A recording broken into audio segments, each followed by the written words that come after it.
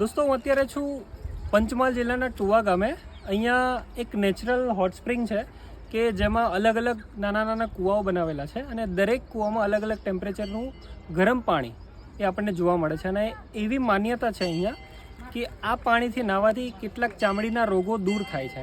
અહીંના સ્થાનિક લોકો અને ગુજરાતના લોકોએ આને એક ધાર્મિક રીતે જોડેલું છે, એટલે કેટલાક ધાર્મિક માન્યતા રાખીને પણ અહીંયા નાહવા આવે છે. એની સામે અત્યારે હું જ્યાં ઊભો છું ત્યાં એક પૌરાણિક મંદિરના ખૂબ જ અદ્ભુત અવશેષો જોવા મળે છે અને એની ચારે તરફ કિલ્લા જેવી દિવાલ જોવા મળે છે, જે એવું કહી શકાય કે આ એક મંદિર નહીં પણ કેટલાક મંદિરોના સમૂહના અવશેષો અહીં જોઈ શકાય છે. અહીંયા પૌરાણિક શિવાલયો છે કે જે બે શિવલિંગ, એક શિવલિંગ સોમનાથ મહાદેવ કરીને છે કે જે અત્યારે ઓપરેટિંગ મતલબ કે લોકો દર્શનાર્થે આવે છે ને જે નવું રિકન્સ્ટ્રક્ટ કરાયેલું છે નવી પદ્ધતિથી, પણ જે જૂના મંદિરો છે, જૂની મૂર્તિઓ છે, એ અહીંયા હાલમાં પણ જોઈ શકાય છે. એટલે